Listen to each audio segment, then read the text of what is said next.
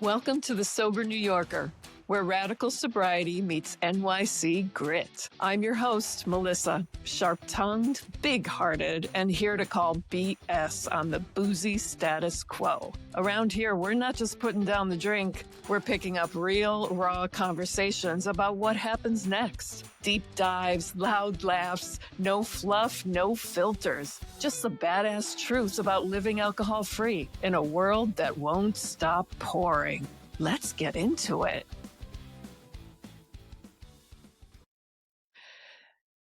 Hi, guys. Welcome back to the show. Today, I'm sitting here with Rachel. She's a South Florida recovery advocate, a mom, and a host of Two Girls in a Chair, which she hosts alongside her best friend, Jess. She previously co-hosted Rock Bottom with Ryan, which I happen to be on. Yes. After overcoming Xanax addiction and alcoholism, Rachel got sober on April 11th, 2024. Since then, she's lost more than 80 pounds and embraced fitness and wellness as part of her recovery. Through honest conversations about grief, generational addiction, healing, and personal growth, Rachel encourages others to find hope and connection in recovery. Rachel, I'm so glad you're here. Welcome to the show. Yes. Thank you for having me. Seriously, I haven't spoke to you in almost a year when I had you on Rock Bottom with Ryan with us. No, thank you. It's a pleasure. Yeah. Was It's a that pleasure. a year ago? Is that Almost a I year ago. wow. I have like the concept of time for me is just so Thank bizarre now. I mean, it, you. it it goes so fast in some ways, and the older you get, the faster it gets. And yeah, Yeah. and I've done a lot of podcasts in my time, and I was so happy to be able to sit down with you Yeah. too. I'm Yeah. excited to hear about the new one you have with your friend. We'll get to that Yeah. eventually, but Yes. Rachel, I want to back it up a little. Like, I had no idea that huge weight loss came with your Yeah. journey. That's something I definitely want Yeah. to explore. But take me back a little, because in your bio you talk about generational Mm-hmm. addiction Mm-hmm. and trauma there. Yes. So what was life like for you growing up? Okay. So I'm originally from Massachusetts. I Me and my sister, we were there with my mom and dad. My mother had not a drinking problem. I'm sorry. She had, I think, an opiate problem and a benzo problem, like mixed. She used to be actually a dancer. She was going to be in the Boston Ballet. And she got taken out Wow. by a minivan, yeah, randomly when she was walking down the street when she was about like 17. And it caused an Mm. addiction, her injury. So she abused medication from what I know when she was pregnant with me.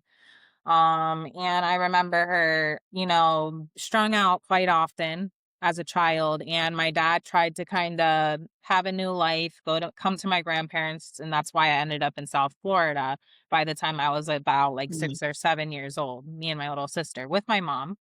They ended up getting a divorce Yeah. because of her addiction. When I was Yeah. 16 though, she did pass away of an overdose. So, Mm. and my dad Mm. had full custody growing up because of her addiction. So that's what life was like, motherless, basically. Oh my gosh, I'm so sorry. I had no idea that that Okay. was a part of your story. Yeah. As a kid, having that to look up to, if you want to say look up to it, but having that as a mom, was there a conversation around what was happening with your mom, with your dad or other family members? I mean, nobody liked her, but I knew why. But for some reason, my mom never took my dad off as next of kin, which, to be called when something happens. So we would get calls from like police officers or, hospitals saying, things have happened to her. And, you know, Mhm. he would kind of start brushing it off after a while. And I remember that growing up. And then by the time I was about 14, my name was put there. So there was a lot of calls waking me Okay. up, and I couldn't even drive to go get her. I was too young.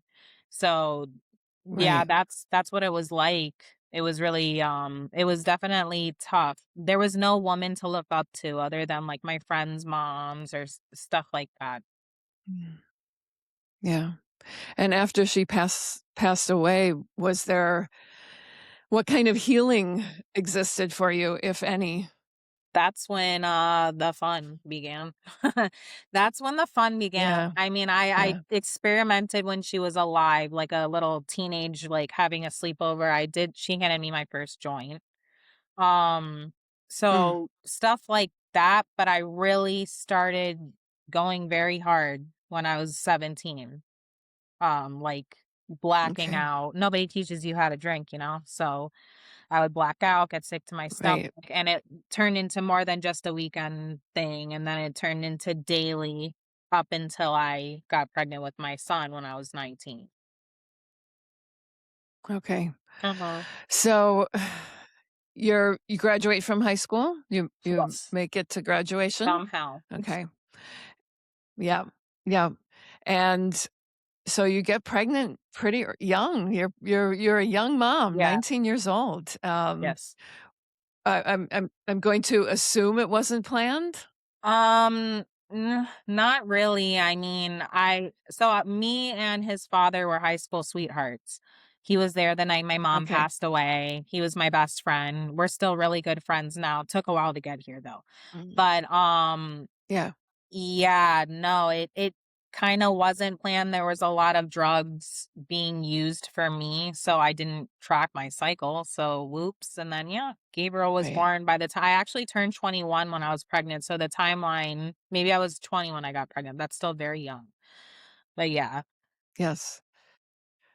And you get pregnant, you get those lines and, on the pregnancy test and, um, where is your mental state with staying clean during pregnancy?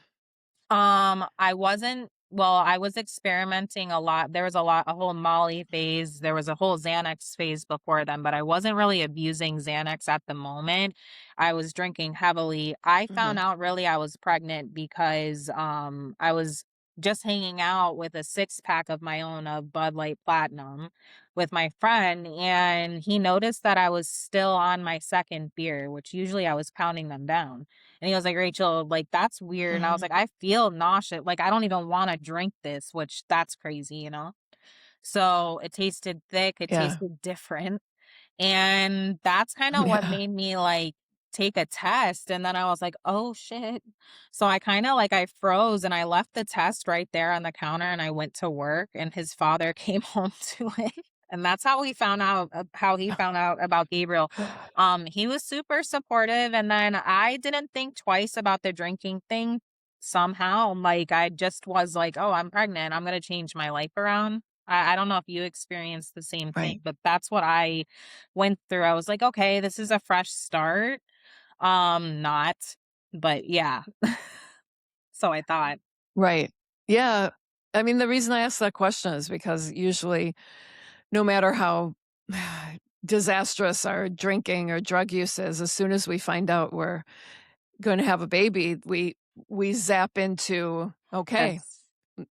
now I gotta do this," "Now I gotta take care of myself," and definitely by my second child, I wasn't feeling, any addiction issues with my first, but when I had my second after I had my second, and I was 35 when I had my second, I did I always knew that I took it too far, and Yeah. even when my kids were little and it's really hard to take it too far when you have little kids, and there was a part of me, and I've talked to other moms that can relate to this.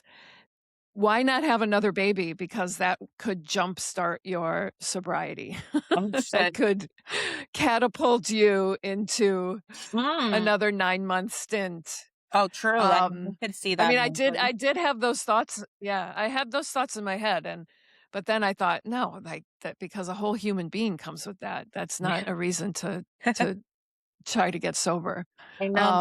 So anyway, It is so hard, it's he's difficult. It yeah. is. And then So he's postpartum. a little right, you're Yeah. young, he's a little guy. Um, when was your second you have 2 children, is that right?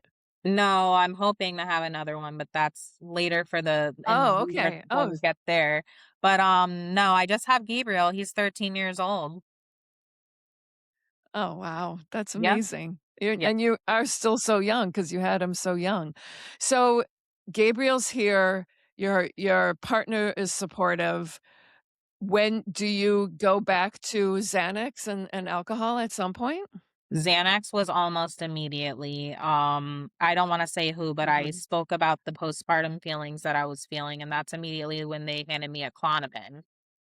So, Mm. you start with Klonopin and then your tolerance goes up. Anybody who's educated in that will know you're gonna just go sometimes you will just go right back to Xanax. It's just stronger, it hits faster.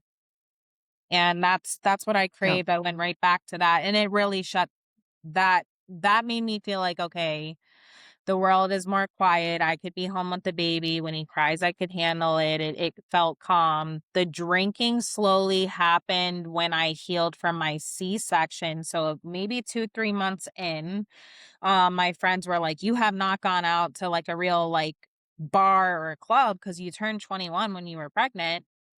So I was like, "Ooh, you're right."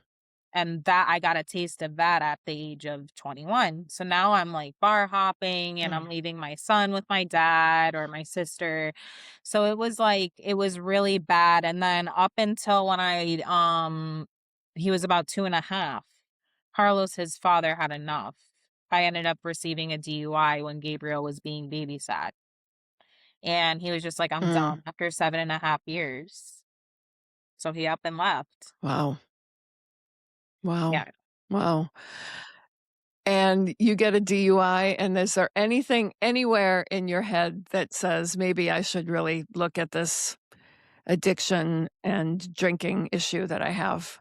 Or like, where yeah, I because I will. know oftentimes people get a DUI and it's just, a slap on the wrist, it's not even a wake-up Yeah. call, it's because so many people get them, that's what I Yeah. hear, so many Um, people get them. So yeah. It yeah, go ahead. it literally made me I remember just being like, "All right, like you." I was a little repulsed for maybe a week or 2. I was like, "I'm not gonna drink because I have to go to the DMV and get my ID back and do this and that." It was a whole production, and, like, I had to go to court-ordered AA meetings and had, like, the chairperson sign the book. So it wasn't like something I wanted to do, you know? It wasn't like it's time, when it's time to get sober, you know. That was like a Mhm. force. And I did not drink and drive though, but I kept drinking.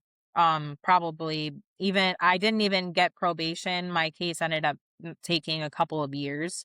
So I didn't get probation right away, but I kept drinking. I just didn't drive. That drinking and driving started closer to when I quit again.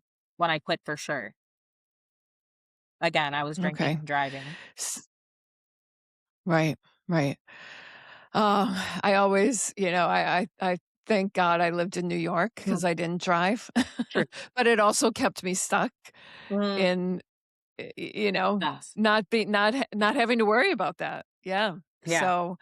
Um, so April, you've been sober just over 2 years. I Yeah. mean, where does your story go from here? Like, how did you have a series of rock bottoms? Was it one big rock bottom? Did you take breaks in there? What does it look like as Gabriel as a child? And Mhm. yeah. I had multiple like serious rock bottoms, like but my official like moment was my husband now. I got married on my 2-year anniversary with him, John. I've been with him 9 years. Um he threatened to leave and it was time. I was like, "Oh my gosh." He was taking care of everything. I literally was not able to hold a job when it was time to do my taxes.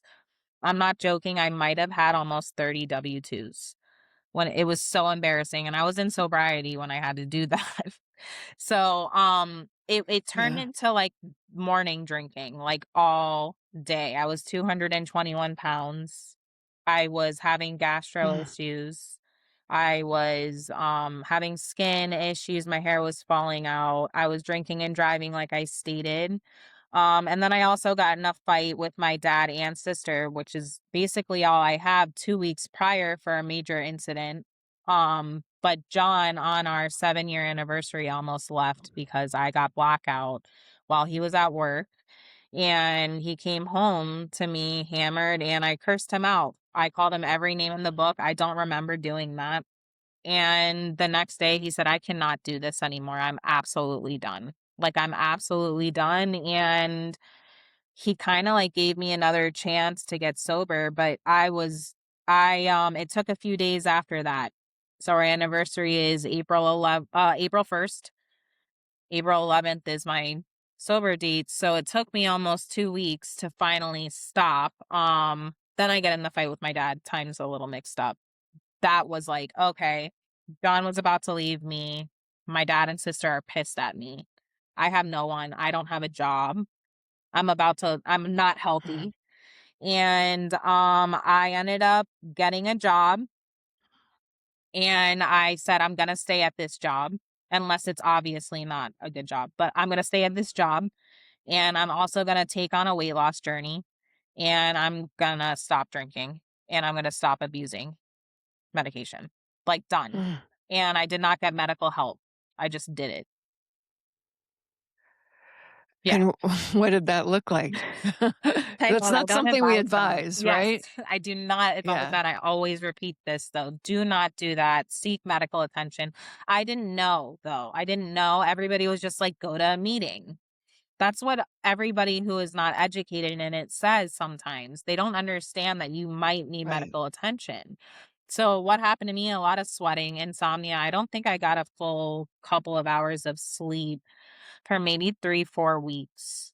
Um, but thank God Wow. I did not have any seizures. I didn't, like, get sick or anything like that. My appetite was weird, but I was also, like, on a weight loss journey, so it could have been that too. But yeah, the sweating, and it was just really scary. The Yeah, anxiety. yeah. Because you're off of the pills as well. Yes. So, Yes. that's and John is there helping you through this? Yeah, he didn't understand anything about addiction though, so he was super confused. Like, I'm going to AA Okay. meetings because that's what I was told to do. That's not something I practice now. I'm not against it. It just isn't for me.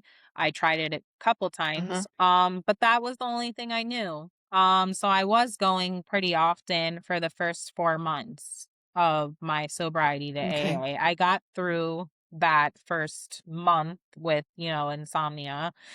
And I was very disciplined.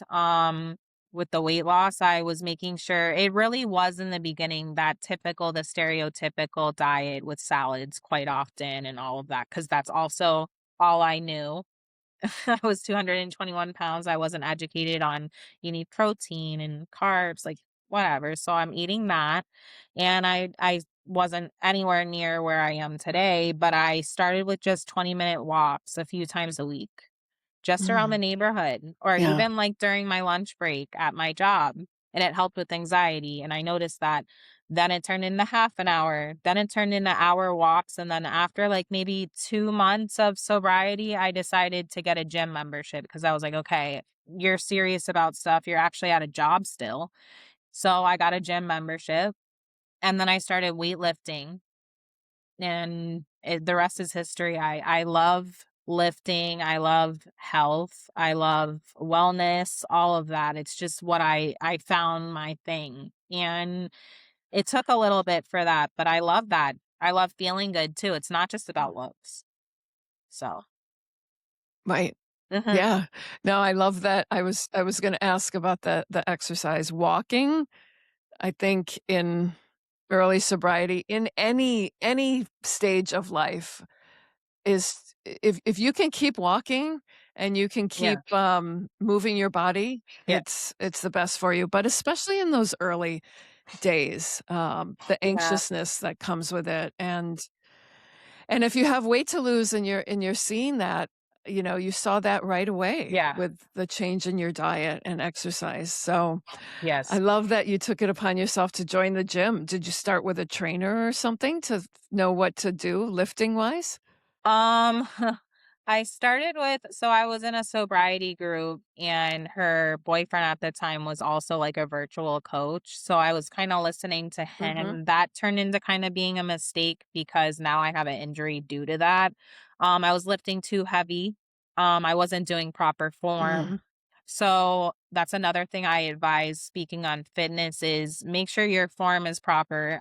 Because I now have a golfer's elbow, which is really painful and it's still healing. I can't do upper Yeah. body, which is my stress reliever and my recovery thing now still. So, just make sure you're doing it properly. But yes, I had a trainer and, I ended up not sticking with him because I needed somebody in person, but I took what he taught me and taught myself through looking on Mm. YouTube.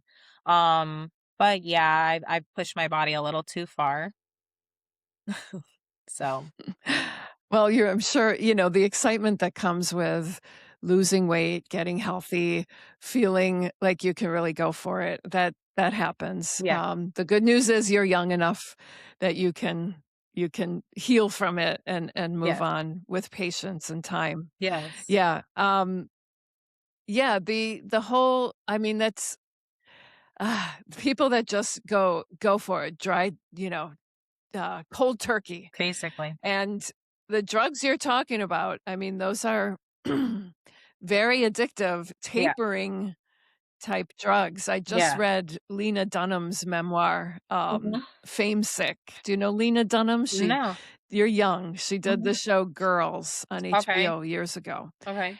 And she is sober now 8 years, but Mm. she had a massive Klonopin addiction because of all the physical ailments she had. So and when she went to rehab, they scaled it back to I mean, she was on half a maybe 1 milligram a day for a long time. They scaled it back so You gotta do over that though. quite a long period of time. Yeah. Well, So, I mean I'm just glad you came out of it, and like I said, we wanna tell our viewers that this is not the no. way it should go if, there are medical detox places and, Yeah, get the or right having one. someone come to your home. Yeah. Right, right. But, meetings helped for you early on, community helped for you, Yeah. and you say you're not doing meetings anymore. What keeps you centered in Mhm. sobriety today? Recovery Dharma. It's mindfulness and a lot of Oh, meditation. Yes, mhm. I have the book right here. But yes, Yeah. Recovery I've Dharma. been to a meeting. Mhm. I went to one meeting a couple years ago, Yeah. and it was very cool. They gave me a book and, It's very community, very Buddhist-y feeling, yes. right? I It mean, is. It's very based off yeah. of Buddhist ways, and, I really just I'm a spiritual person, I do go off of auras, I meditate quite often, I have not been to a Recovery Dharma meeting recently because it's really, really far from my house, it's over 2 hours almost. So, there's, like, one Okay. around me, I'm like, "Geez." But you could Right. do things online and like I have the book and once you kind of read about it and you start centering yourself and you understand like for me when I get anxious, sometimes I do have to cuz I have ADHD severely and I did not know this until sobriety and Mm, recently. So sometimes I do have to get up and like walk down the hallway, go into the bathroom and just breathe because I do receptionist work and I also like I work with patients and it's a lot and I have to breathe and I center myself though and I do keep crystals on me whatever. But it's my thing. That's mm. just what I do and it helps me. And I do breath work. Beautiful. So those things work for you right now, even if Yeah. there's not a community element all that often. Yeah. You know how to take care of yourself, right? Yeah, I Do do the need people at community. your job, do the people at your office and your work know about your recovery journey? Oh yeah. They all follow my podcast. They've been supporting me from the very Okay, beginning. They've been rooting me on. And they've been around since very early great. in sobriety. So yeah, even my manager. Yeah. Yeah, they were at my wedding Yeah, and everything. amazing, Mhm. amazing. Yeah, I love it. So They're your husband, John, Mhm. Congrats on your recent nuptials. I Thank you. remember, yeah, we met before you got married, about 8 Yes. months before you got married, I think. Yes. Is he a drinker? Does he drink? Very seldomly, like, he could have, like, 2 beers and Okay. stop like a normal person. I'm like, "How the hell?" Okay. But Right. yeah, occasionally. Yeah, like, how the hell? No, never, he doesn't get Yeah. drunk like that. I mean, when we first got together, we partied very hard together, and I told him that I was an alcoholic, but I think he, like, thought I was trying to be cute. Like, I was like, "No, I'm really Mm. an alcoholic. I have a pending DUI case right now." And we were already, like, a couple months into dating, and he was like, "Oh, well, okay." Like, he just rolled with it. He didn't understand the severity of it until he saw me black out because I was very violent. So, that's when he noticed, and it continued for years of our relationship of me drinking all the Mm. time, and he would take care of me, and he was a babysitter, but he really took care of me. Mhm. Yeah. Yeah. And does he, he supports you now, and I imagine he feels like he doesn't have to take care of you as much, or does, Yeah. because partners, do they still worry a little bit? How do you know if Um, does I he don't worry know. a little, or I don't know if he worries. I think he's seen me go through so many serious things in sobriety, and I have not even wanted to drink. It hasn't been an option. I don't know if he yeah, worries, but I know he maybe deep down is like, what if? Because maybe that's a normal right, feeling. We can only live for now. So right, sometimes I'm even like, what if? Because we can't speak for, a couple years down the line. My plan is to stay sober though. yeah, Mhm. okay. Yeah. I'm glad you bring that up, because I have clients I coach, and it often comes up, will I ever drink again? Mhm. And how do you, if that thought creeps into your head, how Yeah. do you deal with it? Honestly, like, I'll say, like, "What the F?" Like, girl, like, you have way too much to lose. Like, what are you thinking?" And it's normal for that to, "Oh, Yeah, a glass of champagne would be cool right now," like, because the ambiance, like, that's a normal thought, we're human. But immediately, I'm like, honey, like, no, no, no. No, you cannot have 1 glass of champagne because 'cause you're gonna be thinking of another one all night. You're gonna give yourself anxiety." right, right. Yeah, play it forward. Yeah. It wouldn't stop at 1, right? Yeah. Right. Yeah, and I always like to say, I'm not drinking today, and I'm probably not drinking tomorrow. But yeah. And if you tell yourself that every day, days turn into months, turn into years. And Yes. here you are sitting, 2.5 years Almost, yes. sober. And I also love how you say that there's so much at stake, so much to lose Yeah. if you were to introduce it again. So, Yeah. um, yeah, Rachel, I mean, you know, any last, well, tell me about the podcast, Oh, with your friend, because this is a new thing. Yeah. yes. Okay. So, I couldn't commit full time. I have stuff going on in my own life and with my family to what I was doing prior, but I became best friends with her actually because I interviewed her on that show. So, Oh, months cool. and months, I know, and she was, like, my 3rd interview alone, and I was, like, all nervous, and she, like, starts talking about how she has anxiety, but, like, she, like, really has anxiety because some people, like, say they have it to be cute. I think there's, like, a stigma to it to me. It's not cute, and Mhm. it's really hard, and she, like, it was weird, like, we, like, were, like, telekinesis, and then, like, we were talking all of the time, and I have no girlfriends, mind you, I did not grow up with any girls, and she reminds me of my best friend here at home, and Jess is in Canada. So, the idea of just making, like, a talk show of 2 girls in a chair, because that's literally what we are, 2 girls in a chair talking, um, that Yeah. came up, like, randomly to do on the weekends because I had time to do that, and she wanted to learn how to edit, and then now, like, because we don't wanna just talk about recovery, we talk about mental illness because 'cause I'm huge on mental illness, and so is she. And we want to be very loud about that, but we just get each other's humor, dark humor. So it's like a Right. podcast talk show type thing, us being completely us, trying to stay on topic about real topics. It's very new, and we plan to just continue it. Like, and I talked to her. We literally talk to each other day in and day out, though, outside of recording. We've only recorded 3 times so far. But yeah, uh, Okay. we're going hard. Yeah. I mean, we have a whopping 38 subscribers right now on YouTube. So yeah, I mean, it's just that's fun. where it starts, and you're putting it on YouTube. That's Yes. where everything is these days. Mm-hmm. I've uploaded a couple videos to YouTube, but, Yeah. um, yeah, not, YouTube is, I mean, kids, especially young people, they don't even have regular TV. They just That's have true. YouTube. That is so true, Yeah, though. so I don't even have anything. I love that.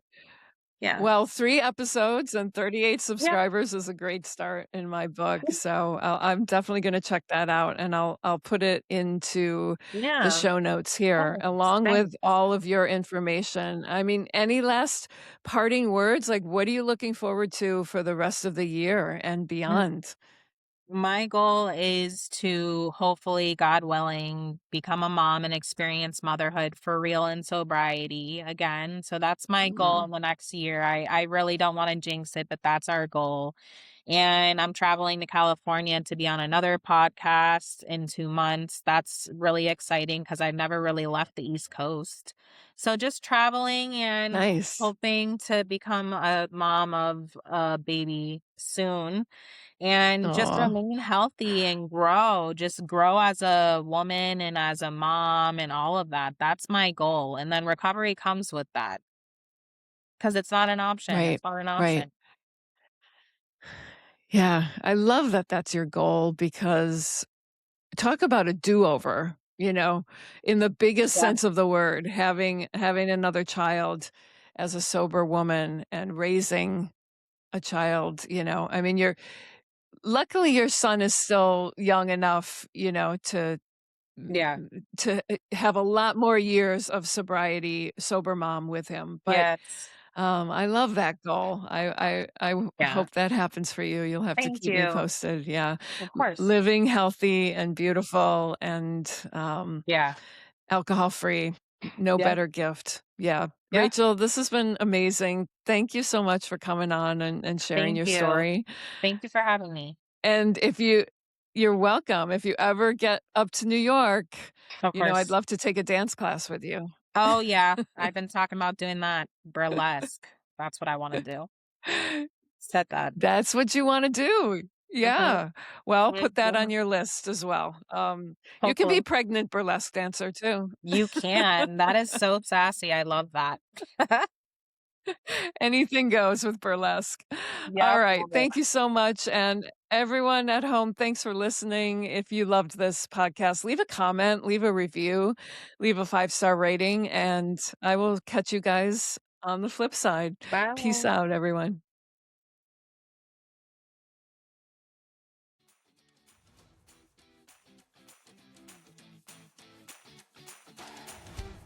You guys, thanks so much for listening to The Sober New Yorker. If today's convo hit home, share it with your people. Hit subscribe, leave a review, and come back for more stories that cut through the noise and serve up the sober truth, New York style. Until next time, be kind to yourself, stay bold, be a badass, and peace out.